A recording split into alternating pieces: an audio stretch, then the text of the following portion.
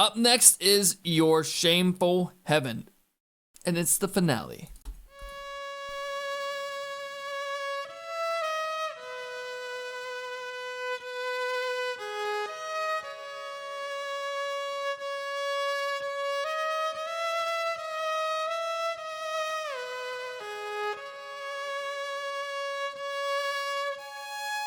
And the trumpet, dude? I wasn't expecting a trumpet in fucking doom metal at all. If I had to pick a band this reminds me of, it's Wintersea. Wintersea and Nea Blue Ascaris. Those two bands are what it reminds me of the most, but they're not influences because they came out after this band. Very interesting album.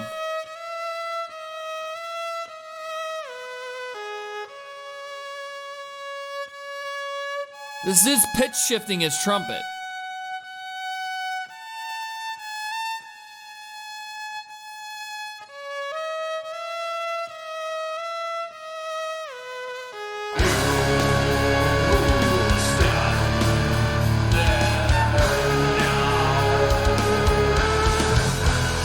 Oh, it's a violin? Okay.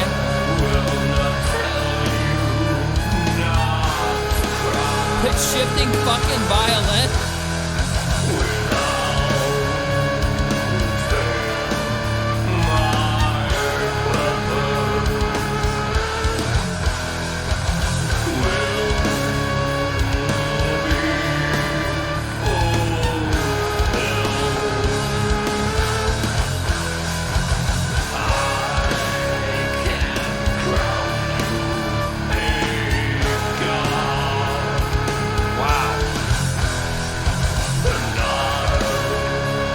This band's stupid unique, man. Stupid unique.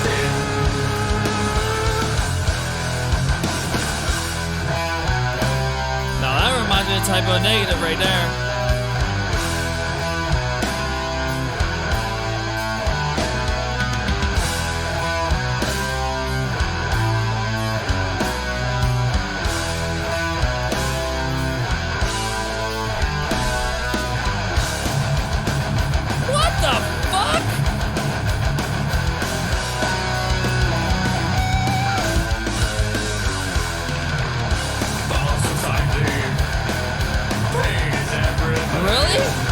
No way, get the fuck out of here. I don't believe you, dude.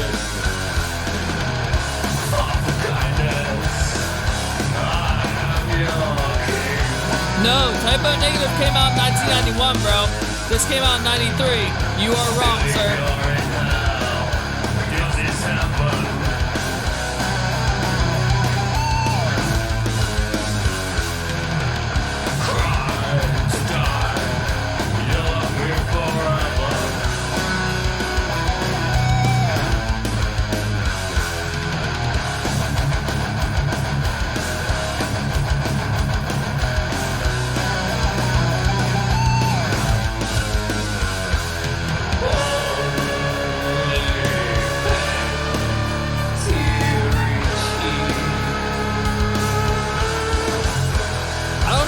But his voice reminds me of fucking Gary Newman. And I don't know why. It's just weird.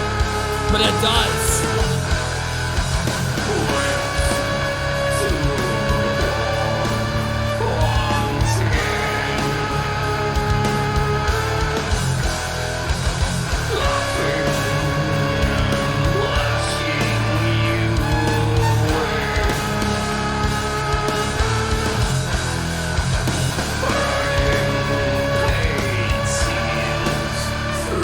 You were born in 83, right?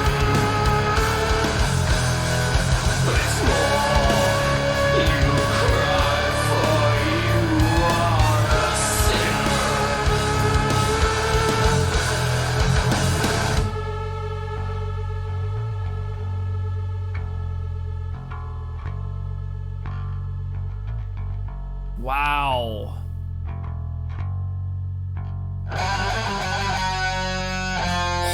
We suffer now, but you will have to suffer your misery, your majesty. Though your skin may burn and your wounds bleed,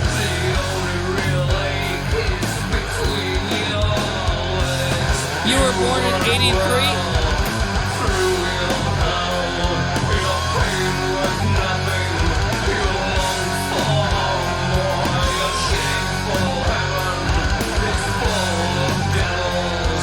'77. Goddamn, you're old. Sorry. You're 8 years older than I am, then.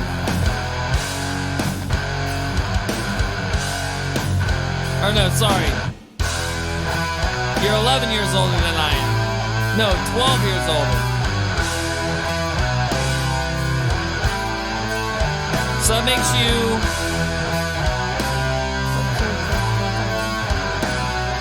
45?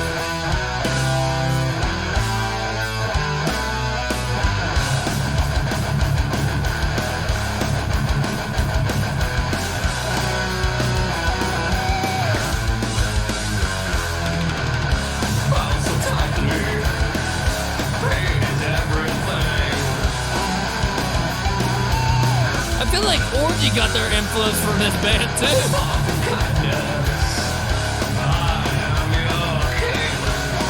That's awesome, bro.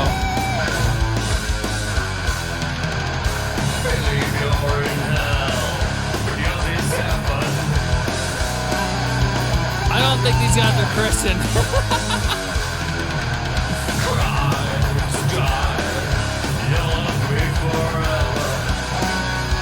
Yeah, if you guys never listen to Isolated Antagonist, please go do it. They're fucking awesome.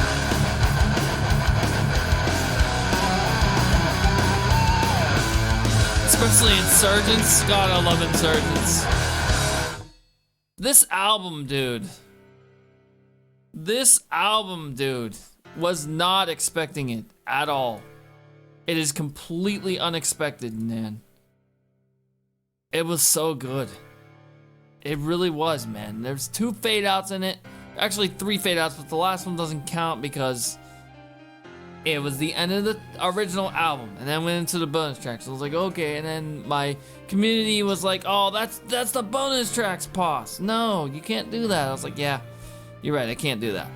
But the two fade outs really hurts it, man. It really does hurts it. It is a good album. Dude, it sounds fucking phenomenal being produced in '93, man. It really does, man. It's a really, really good produced album. Insane. Let's jump into my review. Alright guys, so that was the full review of Turn Loose the Swans by My Dying Bride, man. What a fucking album. I really like this album, man. Not good enough for me to buy it, but it is a good album. Maybe I need a couple more listens to buy it and to get an album recap going on. I don't know. But yeah, man, it is a pretty good fucking album. I do like this. Let's jump right into it. My pause picks. My favorite song on this album is The Songless Bird. Wow. What a track, dude. Completely surprised the fuck out of me. And just out of nowhere, violin and just the guitars, dude. This track was so good. It really was, man. My second favorite, Turn Loose the Swans. Another amazing track, dude. The bridge on this, oh my god. Is this the one with the good bridge? I think it is, right?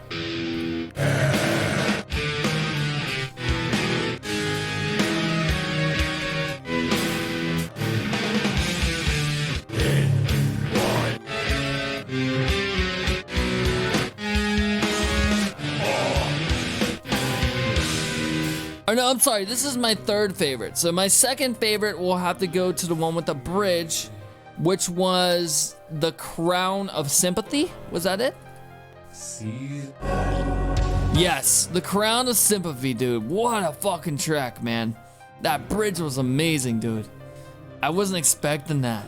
It's just, dude, like I said, you could just sit in the dark and listen to this and just get surprised as fuck and get creeped out of your mind listening to this shit, man. I don't know, man. It's so dark. It's so macabre. I love it. The third favorite I already said, and that's Turn Loose the Swans. Turn Loose the Swans, dude, the guitars that pan in this track, and at the end in the octave they connect together as stereo. Dude, that's so unique, man. That was fucking amazing, man. God, what a fucking killer fucking production on this song. And then you had the fucking lows, which had the reverb and the delay at the end. Wow. Amazing. Amazing fucking track. All right, let's get into my album MVP. So I'm just gonna have to throw it out there, dude. The lead singer, bro. Aaron Stainthorpe. Is that the guy that's currently the lead singer? Right, he's been the lead singer the whole time, right? Aaron Stainthorpe is getting album MVP, dude. Wow. This dude's voice sounds like a mixture of fucking Gary Newman with old Burton C. Bell. It's amazing, his range. It is. His range of vocals is just, I don't know, man. This dude can sing, and he's good at it. And dude, the vocals produced are just, they sound so fucking cool. Influences of My Dying Bride. Turn Loose the Swans. The number one influence for this album that I heard in every single track is Paradise Lost. His vocals is very, very, very Paradise Lost. It sounds just like him. I don't know the fucking lead singer. Let's look it up. Nicholas John Arthur Holmes. Sounds just like him, dude. Just like the fucking guy. I was like, is this Paradise Lost's fucking vocalist? Like, yeah. That's their number one influence. It has to be. Number 2, Old School Fear Factory, 1991, Soul of a New Machine, dude. Every single track has those vibes, dude. Every single track. It's fucking amazing. And to hear that on a doom metal album, on a death doom album, is insane. And I wasn't expecting that at all. Third influence, Slayer. And there's also Testament.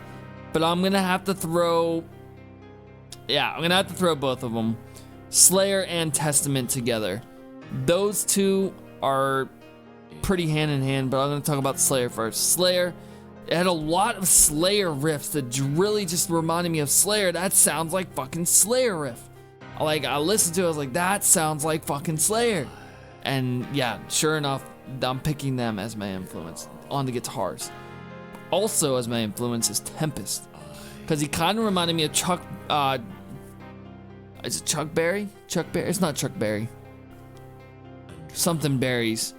Charles Berry? Chuck Billy. Chuck Billy's Screams. And yeah.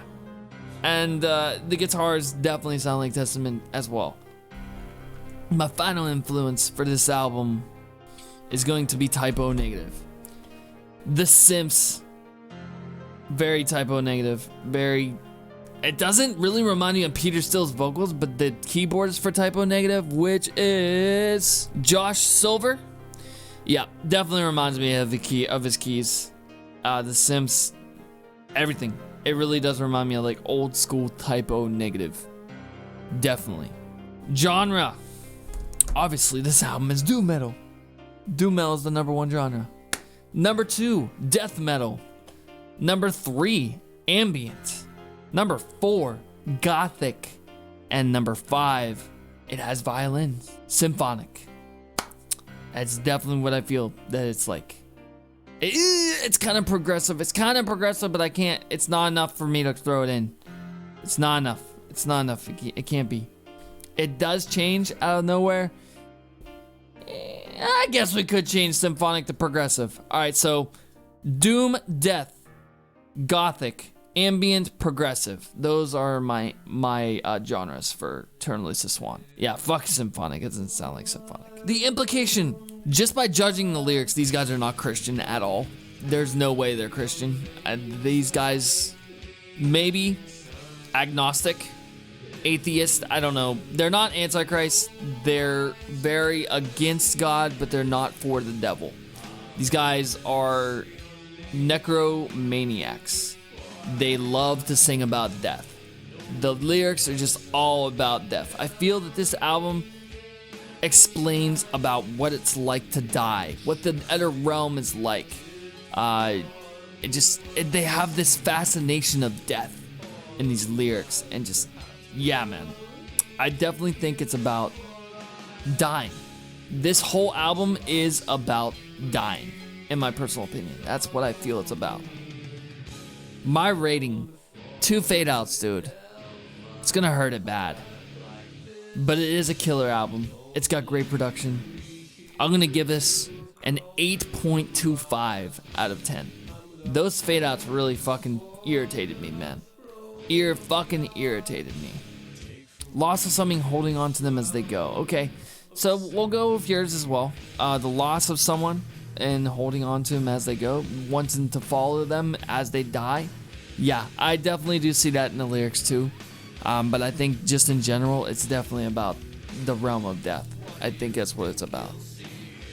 Interesting band, interesting lyrics. 8.25 is the highest I can give, man. It is a good album, but it's not the best album. Did you see the sun? What will we become? Great